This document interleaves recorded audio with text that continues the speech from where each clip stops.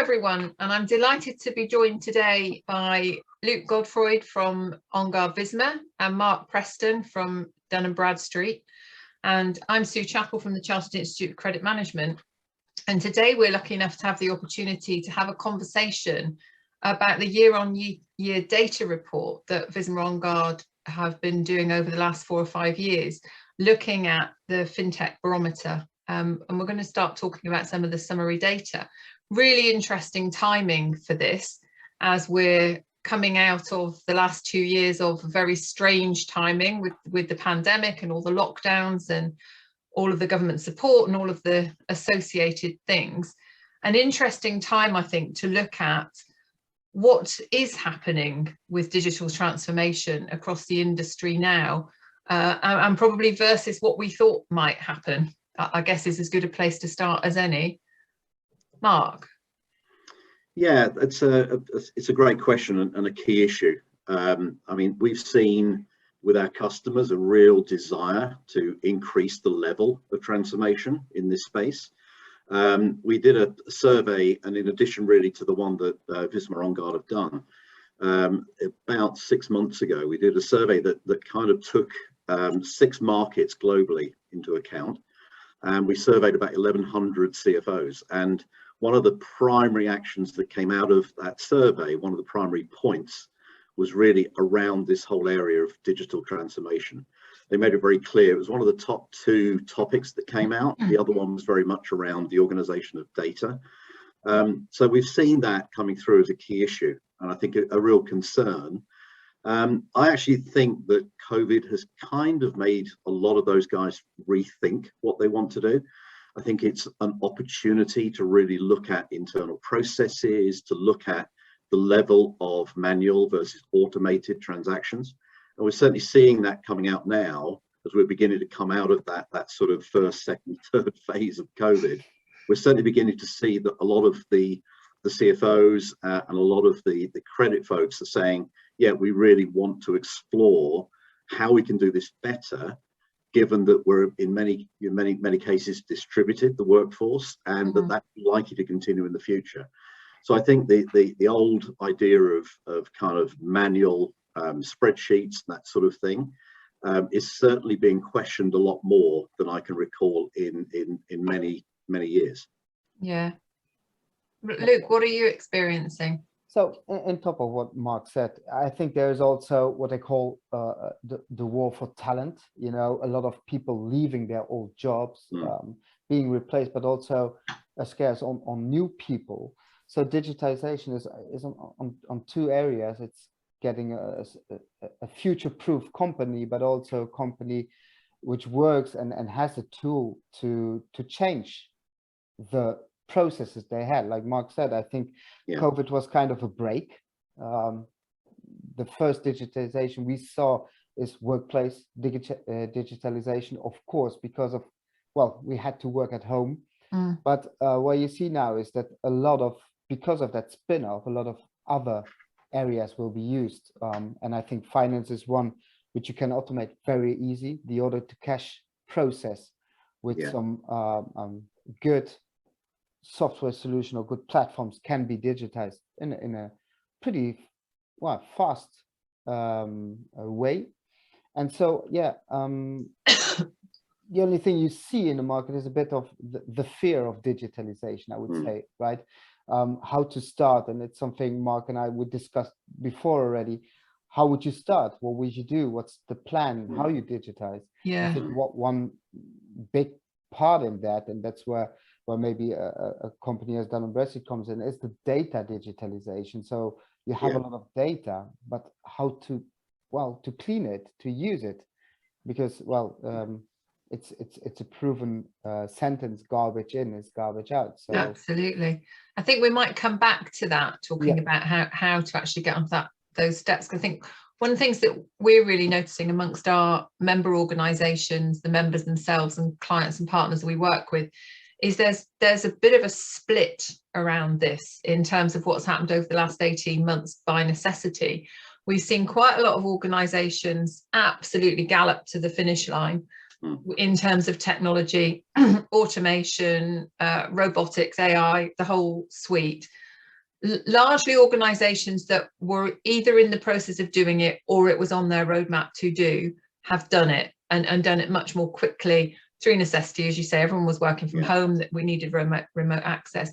What we're starting to see coming through now is that the ones that didn't do it over the last 18 months are now actually reconsidering what actually they do need to do, because you know that what we lovingly call the spreadsheets, which is often a suite of different tools with some spreadsheets, with access database, with a whole range of stuff.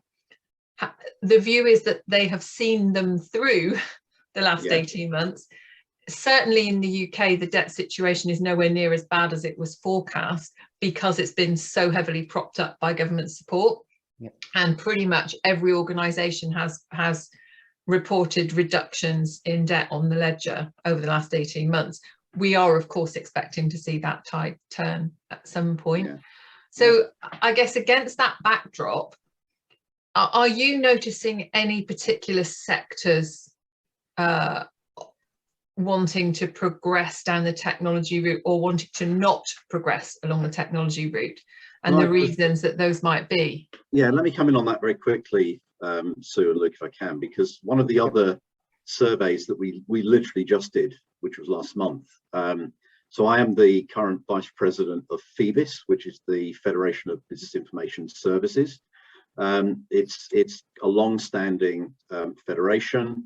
It has 140 members, and prior to our kind of year-end meeting, which we held a couple of weeks back, we did a very short survey of the membership. So bearing in mind it's about 140 members, most of whom responded.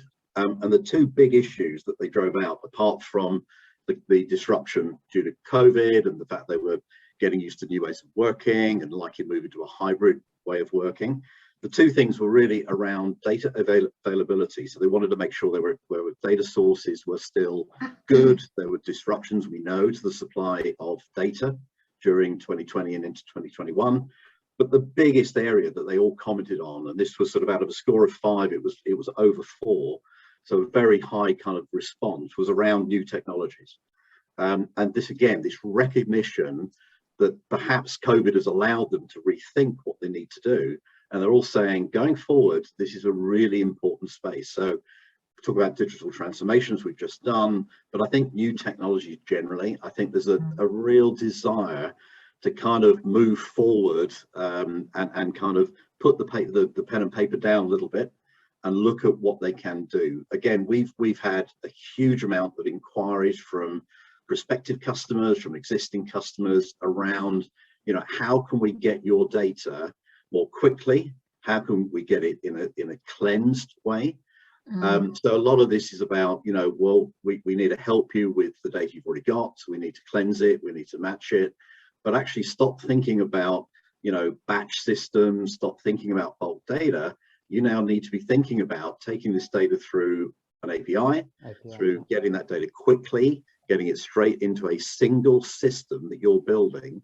So it's almost, you know, we recognize the need here. We're also providing a lot of advice actually to our customers and prospects about the best way to do this. Now, we wouldn't be in a position to do this if we ourselves hadn't invested in this space. And I'm sure, you know, the same with with Visma Onguard, it's the same thing. We've got the tools, the capability. We need now to help the customer to kind of embrace it and move forward. And that's not always easy. There's a willingness, but is the whole organization behind it? Is the organization able to do it? So all of these questions, I think, are really important. But nonetheless, there's a real desire to move forward here. And I think that's very important that we listen to what our customers and prospects are saying. Yeah. In addition to this, if I may, Sue, what we've seen, and that's from an experience, I see a lot of production companies coming around, you know, banks, insurance companies, they are kind of regulated and had to put in mechanics or whatever kind of systems on forehand. But what I see now is a lot of companies doing international business, not being able to chase their customers like they were used to it, and trying to find a small efficiency margin within the use of a system. But what we also see is the need and the desire to be connected. So not having a standalone system helping you chasing out your customers, but being connected, like Mark said, it's not longer batch up, batch down, it's more API driven. So what we are experiencing is that we connect the information from different systems into one, one system that facilitates. And it's also the chance for credit management for order to cash to be more important like it was before. You know, in 2008, a crisis came along and everybody was certainly, oh, cash is king. Yeah. Where in good years, let's say 2013 until the COVID, well, cash, we don't need it. We need turnover. We need new customers. Where you see now a shift back because, as you said, Sue, next year there will be a cleansing of the economy. Like in the UK, in the Netherlands, there was heavily invested by the government to keep companies alive. Maybe also companies which had no legitimate value, which had no. Yeah. You know what I mean? We call them a zombie. Absolutely. Company. The zombie company. So there will be a cleansing, and we've saw a colleague of mine. He's gathering information on bankruptcies and insolvencies. You see already a first going up in September. So if you compare it to the last month and years, so there will be a cleansing, and I think it's kind of a race. Who's there first? Is it digitalization, or will it be the economic impact which we will face among in the next few months? Yeah. So look, organizations that haven't yet gone with technology, the ones that have made it through the last 18 months in relatively good shape. We know this other stuff is coming down the track, but now we seem to have entered this world where there's no time. Everyone is flat out busy again. And I mean, the three of us, I imagine we can just look at our own diaries and see how it's just gone. It's gone really busy. So the concerns that I hear from organizations and from senior credit managers in particular is how would I find the time to do this? How would I justify the budget internally, the business case, when things seem to be, pretty much under control? I'm guessing those would be the sorts of concerns you'd be hearing all the time, Luc. And what would you say in those situations? How would you support? I think in the beginning, it's really a time issue because you need to invest in order to free up some time on a later stage. I think that's the first part you need to take into consideration. The second part is, if you want to free up time, you need to digitize. You need to, the repetitive processes we see in credit management, which are big, sending out reminders, sending out statements, sending out copy invoices, whatever. It's all manual labor, which is which needs to be digitized, because you can free up then time and really manage the relation you have with the customer in terms of economic preview, to be on top of your maybe a bit less good debtors, just to say it in a nice way, less financially strong ones, to have the dialogue with them. It makes no sense sending out manual reminders used and driven by Excel, when you could use that time in order to come back and build that relation, be on top of it when there's a financial issue, and use it. The same with the data. If you have the right data at hand in the right system, you can make decisions, and you can bring up and be informative to your management as well. I think that's also something we often forget. If you don't see any bankruptcies, there are two ways of managing them: by labor, by a lot of labor, a lot of hands who do it, or digitized, where you can have the time left to do really quality stuff. And I think it also for credit collectors or accounting clerks, it makes the work just more interesting than just sending out reminders and chasing. Look, it's interesting you mentioned earlier the banks. Let me give you a very real example of what we're seeing. The major banks, the very nature of a multinational bank, of a major institution, change is hard. I mean, you're not just changing single sites, you're changing multiple sites, multiple functions, multiple markets. You've got all manner of issues around language and different systems in place and all that kind of thing. Then you kind of flip it over and you look at some of the newer banks coming into the market, Yep. certainly in the UK, and I'm sure this is true elsewhere. You know, you look at the so-called challenger banks coming in. We've had a dialogue quite recently with, well, actually with several challenger banks. One in particular really struck home. So versus, you know, one of the very largest banks that we're constantly in discussion with versus this new player that's very niche. It's looking at a specific segment. It's doing rather well at the moment, and it is entirely automated. It has no manual processes. They went in, you know, with some very clever people actually, who kind of created these new systems. So onboarding new customers is really easy for them. And actually what they're looking for now is the kind of the data enrichment. They've already built the system. You know, it's working, and they're beginning to see market share in their kind of their niche part. But they're desperate to have information outside of what they've already got, outside of what they've collected from their onboarded, you know, customers. Now they want to know more information. They want to have regular update of that data. This is easy for, you know, relatively easy for us to do. Again, contrast that with the major bank that's been in you know, trading for 150 years or whatever, you know, and has all of those inherent issues connected with how do they onboard somebody. You know, onboarding from one of the challengers can take hours. Onboarding for one of the major ones takes weeks, and that's the you know, the big difference. So using some of these relatively new players in the market and using that as a good example, you know, maybe we can try and help some of those that have more legacy to actually understand, you know, how it can be done, and find the kind of the pieces within that can help them. I know it's not easy, it never will be, because there's so much entrenched, you know, we've always done it this way, but actually we're starting to see this. And also I think you're right. I mean, the pandemic has done so much. You know, we've seen the creation of zombie companies, certainly in the market I'm based in, UK. Nobody quite knows how many. Nobody quite knows how many of the organizations that applied for the government loans, but actually were using that purely to keep trading. We don't know how many of those exist. We don't know also how many are fraudulent. We don't know how many of those businesses were, you know, when created a company purely to get that money.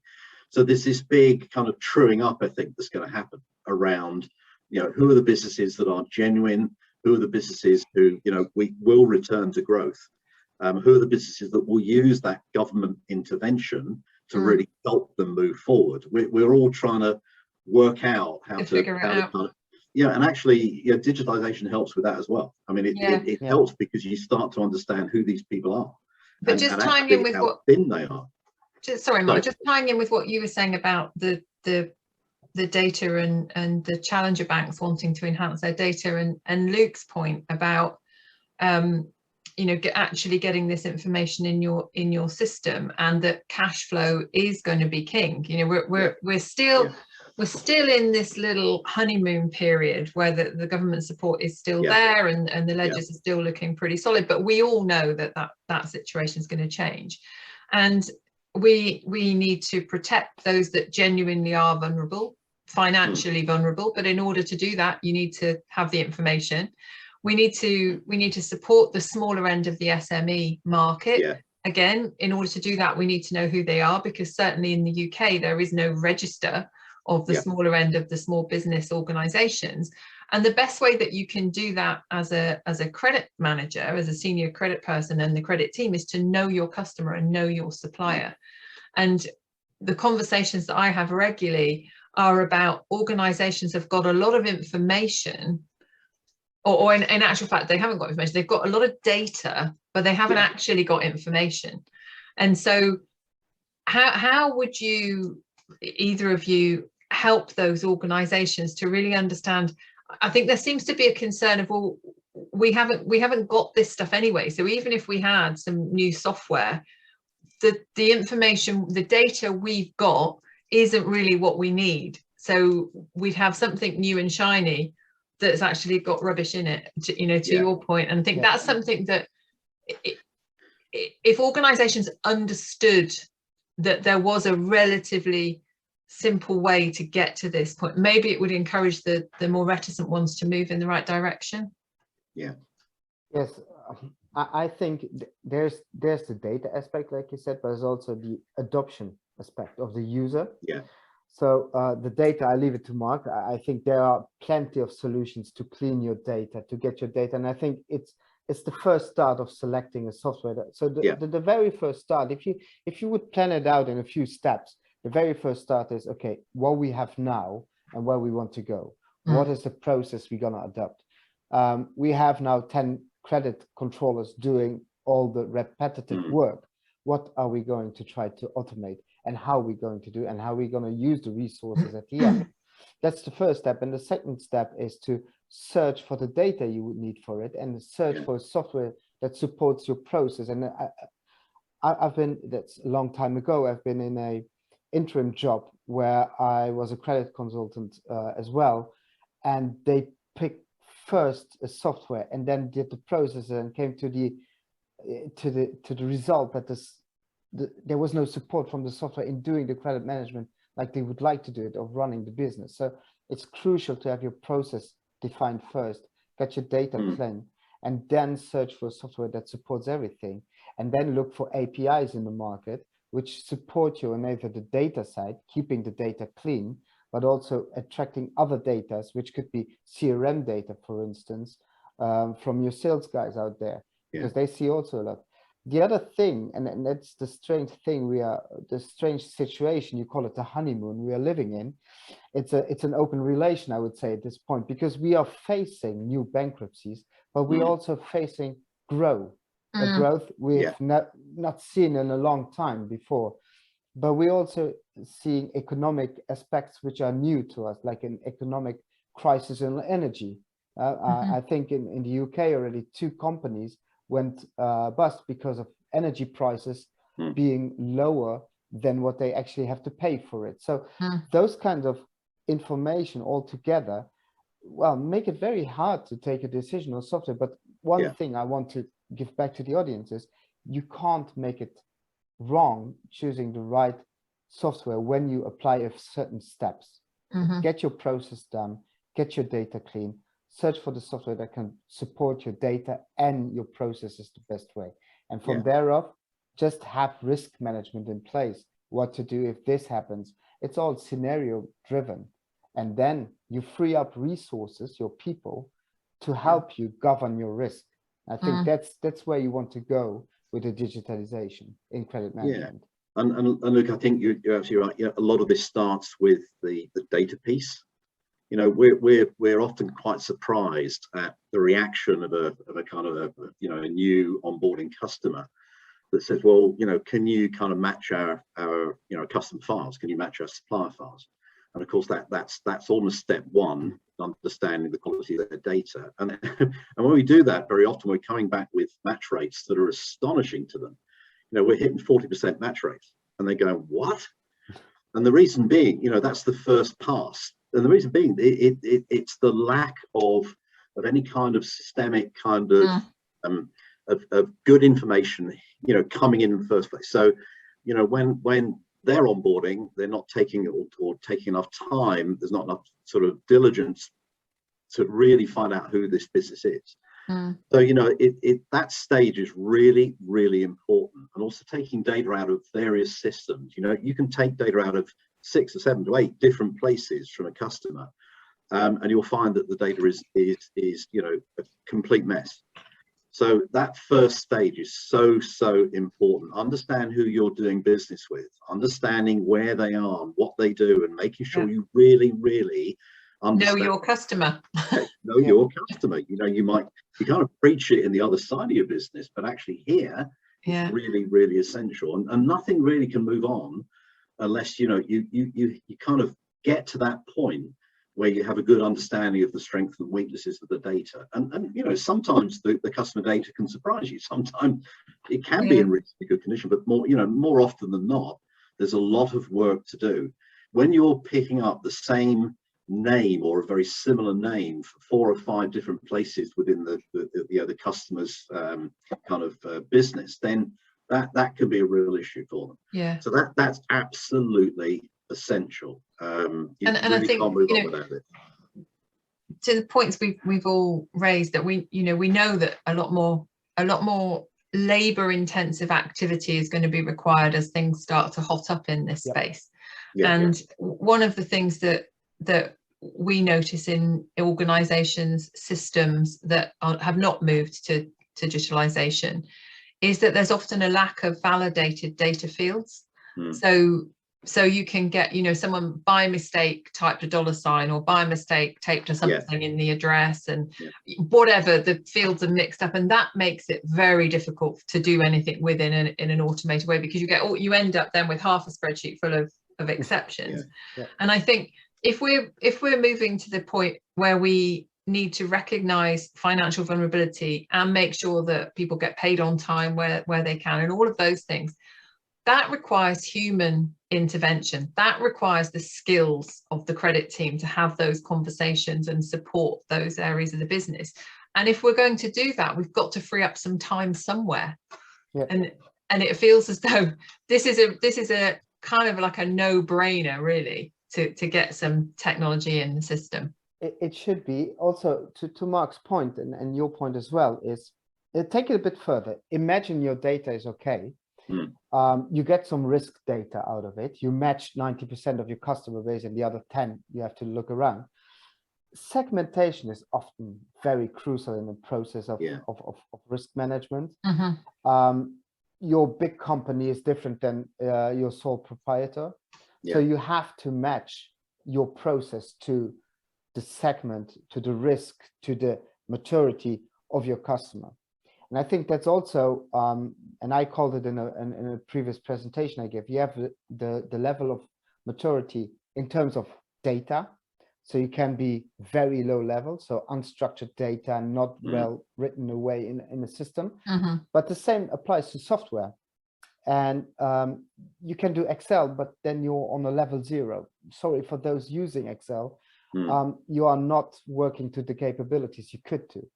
And the fourth level, the highest, which I see, is where you have a total integrated system of, it can be one platform, but can also be multiple platforms, all interconnecting and exchanging the right and only data they need for the whole process. Where in terms of AI, and I think that's where we're going, also robotization, AI, is that the system will help you make decisions based on the learning they have from certain debtors. If they have a performance on payment, and I think Dun Bradstreet is already doing it with a payment index, well, translate that to your process as well. If they pay okay, but suddenly you see a drop in payment performance, that should trigger a different workflow. That should trigger a different segmentation of the customer, saying, okay, you were green, you're moving towards orange, I need to be a bit more strict. And I think that's what data in an end-to-end process supported by good software can do for you. It can help you be strict where necessary, and be open and helpful with your customer, and actually helping grow in your own company when all is on green. So and I think that's the biggest challenge for next monitoring's year. really important there, Luc. I mean, you've touched, you know, don't just onboard the customer, get your data cleansed. That's great. That's your first step. But, you know, don't then think that you can manage that process on your own. You still need to understand what's happening to that supplier or customer. You know, you talked about some of the supply chain issues that we've had within the UK. I mean, we had plenty during COVID.